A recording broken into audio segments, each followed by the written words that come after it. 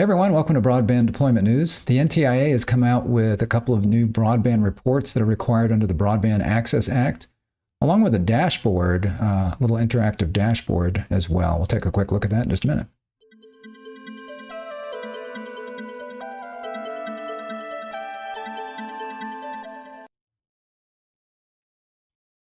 Thanks for joining me. Rick Uzzi here with Broadband Deployment News. So I just wanted to make you aware of this and give you an opportunity to look at most of this on your own, but I did want to show you what's available. It just came out from the NTIA. So again, this is something that's required as part of the ACCESS Broadband Act, which was part of the Consolidated Appropriations Act of 2021, I think it was, one of the coronavirus things that happened, and had to do with, as we're spending all this broadband money, trying to make sure that there's accountability on where it's going and that it's actually having an impact. So that's what this is about. And they had their first report come out last year, and then this is the second report of that. So, and then you see here, there's a new dashboard as well. So just thought, again, I'd highlight a couple of things, show you the dashboard, which is kind of cool. And then I've got a link to where you can get that, get all this stuff down in the description of the video. So you see here, new dashboard highlights coordinated federal investments in high-speed internet programs. And again, just kind of to reiterate here, the reports are the 2022 Office of Internet Connectivity and Growth Annual Report and the 2022 Federal Broadband Funding Report. They were developed in accordance with the ACCESS Broadband Act, which requires the NTIA to submit an annual report to Congress. The reports highlight how government agencies are coordinating to align on policy and implementation of the various high-speed internet programs. Mentions here as an enhancement from the previous year's report. The NTIA developed a dashboard to accompany the Federal Broadband Funding Report. That dashboard includes spending data from the 13 agencies across 98 federal high-speed internet programs. Reports tribal broadband funding for the first time, includes data by federal program at the state level, and breaks out funding by appropriated, budgeted by Congress, obligated, which would be awarded for spending by the program, and outlaid, spent by the program. And if you go here, actually, yeah, this is a page where it talks about that, and it says, together these reports include a description of the activities, so we already mentioned that. So you can go ahead on this page and download the report. I think I linked to the press release, which I was just looking at here. So if you go to the press release, and then you'll see a new dashboard and 2 reports, that's how you get to this page. And then down here, you can download this first report and then the second Federal Broadband Funding Report, along with the dashboard that goes along with that. So this is the Office, I think this is the Office of Internet Connectivity Report. Let's see, the Office of Connectivity. So again, I'm not going to go through all this, but you'll see here the table of contents. There's an executive summary, which I looked at here. I didn't go through everything in here, but I did want to just kind of read a couple of things in here. So approximately 24 million in U.S. households, or 1 in 5, lack high-speed internet service. So that's the number that they're going by as far as who has internet and who doesn't. So 1 in 5 does not. Mentions here the ACCESS Broadband Act requires, and this was from the Act that says OICG is supposed to submit, and first off, it required that they develop this group, this Office of Internet, Office of Internet Connectivity and Growth. So that was something that was required by this act as well. So that office was developed, and now they have to submit to relevant congressional committees and publish on its website an annual report that contains a description of the OICG's work the previous year and the number of U.S. residents who received broadband as a result of federal broadband support programs and the Universal Service Fund programs. As directed by the ACCESS Broadband Act, NTIA established the office in July 2021. They administer and manage multiple federal broadband grant programs. They conduct various stakeholder engagement activities, and they lead interagency coordination efforts to close the digital divide. The 2022 annual report is the second annual report prepared under the ACCESS Broadband Act. So then we've got the executive summary, just a couple of things in here. I just thought I'd read this part here. So fund broadband and digital inclusion efforts. You'll see here as I go through this that digital inclusion seems to be a big, probably too big a piece of this because I feel like they're getting the cart before the horse, but we'll look at that.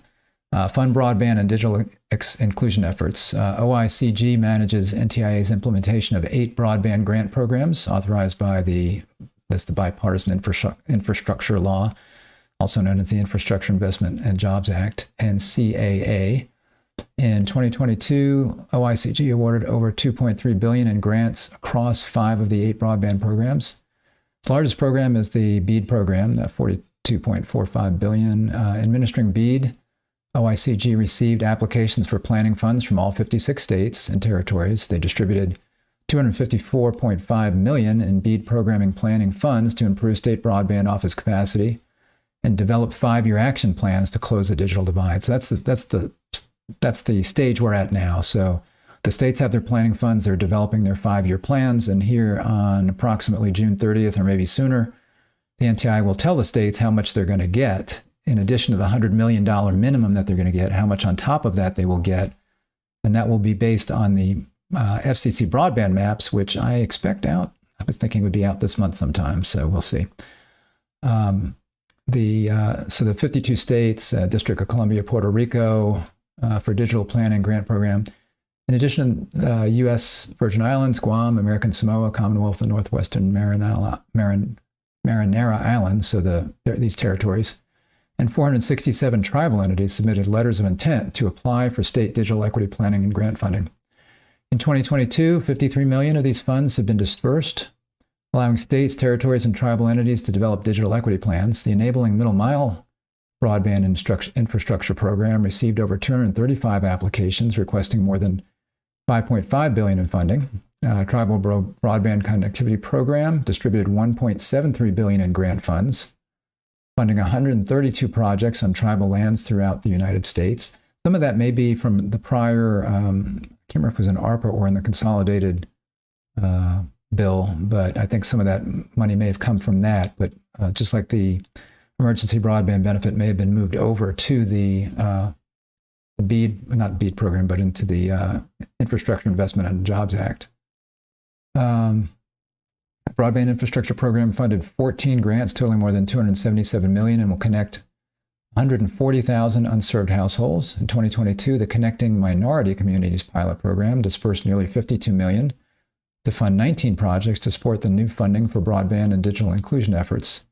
OICG hired and onboarded 117 new employees and hosted over 100 events, including 22 public webinars, 12 office hour sessions, 7 tribal consultations, and 6 local coordination meetings. So again, you've got more on your executive summary here. Then you've got, again, I'm not going to look at this. You can look through it on your own, but this is basically, it's a fairly lengthy report that goes through lots of different parts. There's some highlights here. You can see 3 notice of funding opportunities within 6 months were sent out.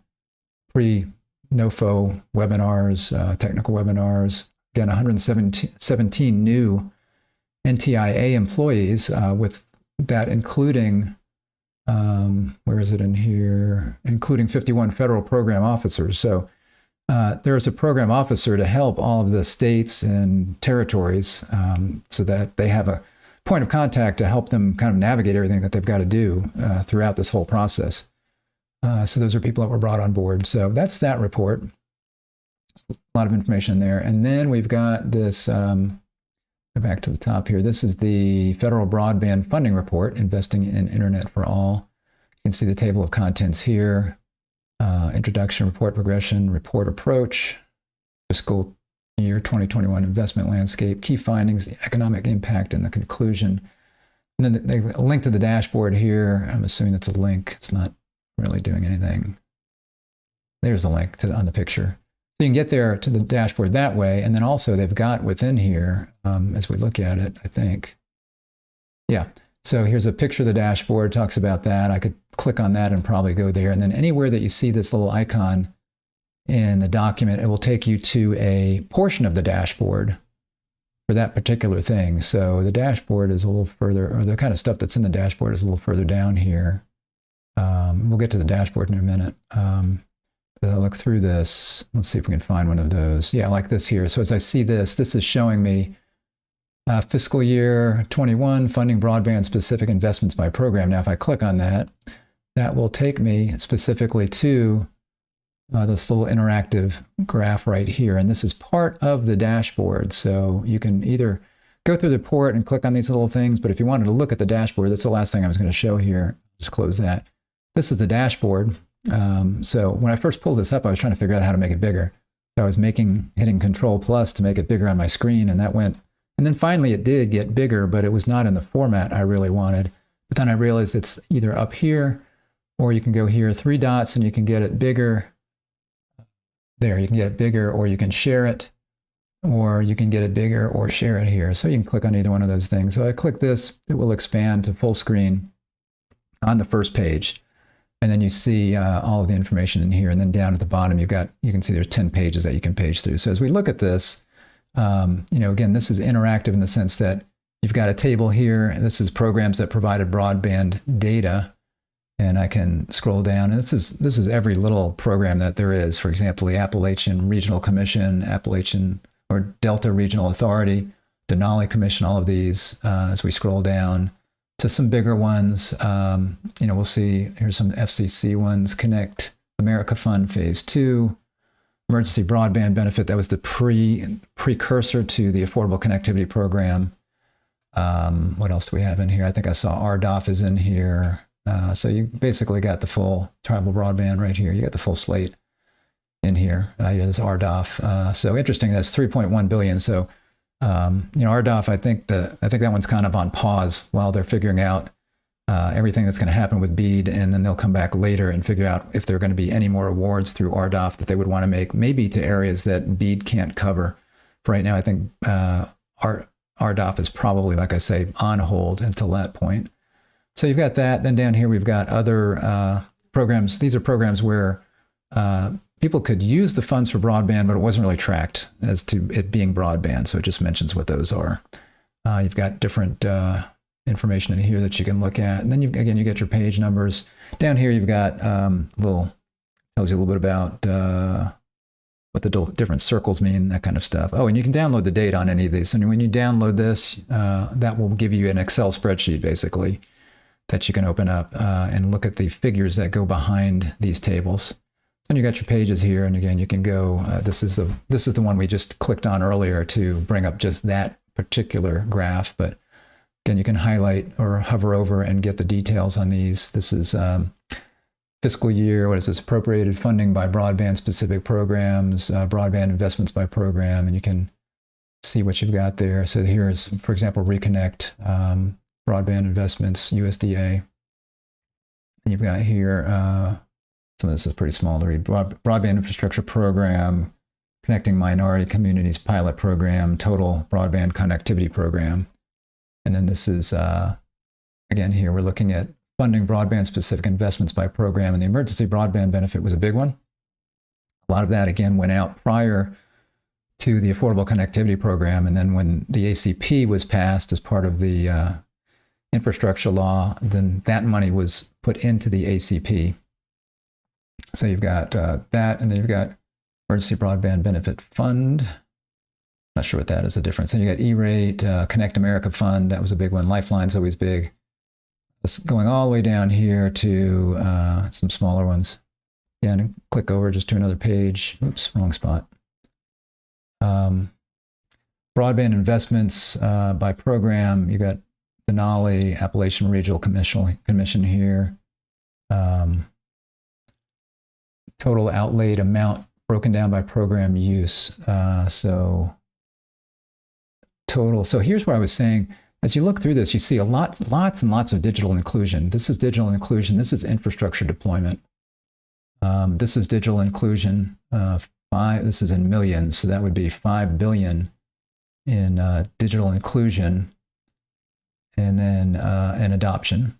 And then you've got infrastructure deployment, 1.3 billion. So it looks like maybe less than a third. So that's what I was saying.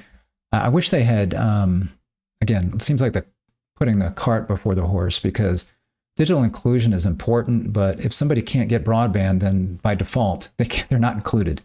So I think it's more important to focus on getting broadband available everywhere. I mean, let's make sure everybody can pick up the phone and order broadband. Then you work on, is it affordable, and the people know why they need broadband, those kinds of things. But you got to get it everywhere first. And if you're spending all the money on inclusion, then are you going to have the money left over to make sure that everybody can get it? Because if somebody can't get it, they're not included by default. They may want it and they can't get it. So anyway, my 2 cents there. See here, this is appropriated, obligated, and outlaid by 3 agencies. So lots of good information here. Again, I don't want to go through each page. I will let you do that. You've got some funding to states. This is funding breakdown by funding type. And then on here, we see that you can do some selections. So right now we're on total outlaid funding. Again, we can look at digital inclusion and adoption. We can look at infrastructure deployment, and we can see how much the states are getting. You can hover over and those maps change. This is just per capita by U.S. state and territory. For example, here in Georgia, $16.30 per person for outlay per capita versus, let's say, up here in South Dakota, $102, because it's obviously very spread out there. Not many people. Hard to get broadband to places, more expensive. Same thing with Alaska here, $719. So you can see per capita wise, it's very costly. One of the reasons that we're doing all of this is these really expensive places and trying to get everybody to get broadband. So again, I'll just click through a couple of pages here, see if there's anything of interest. This is tribal broadband outlays by state, and as you might anticipate, Oklahoma, it's got a lot of activity. Here in Georgia, 0. I don't know if it's really truly 0 or it's just so low it's not recording, but a lot, several states would be 0. Here you got 0.2. This is in millions. So that'd be what? I guess that's saying that's 200,000. Is that right? So that would make this 19 million, 19.1 million. So you can, again, hover on that. This is one of those tables. You can scroll down. This is total outlaid funding by programs used by tribe, if you want to look at that. Fiscal year broadband specific program funding 20 versus 21. So we've got the dark blue is 20 and 2021 here is the light blue. So we're looking at appropriated and appropriated. So as we would hope, we're seeing more money getting past the point of just being available and being actually appropriated.